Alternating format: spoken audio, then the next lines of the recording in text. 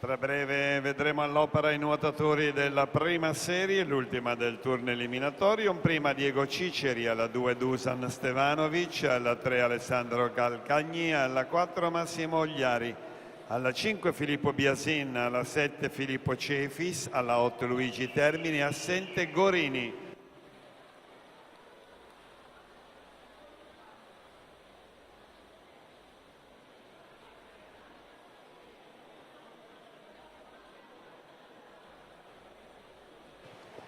Lorenzo Pignotti, partenza di gran carriera per lui, portacolori del Nuoto Club Milano. Eccolo che si appresta a completare la sua prova. Lorenzo Pignotti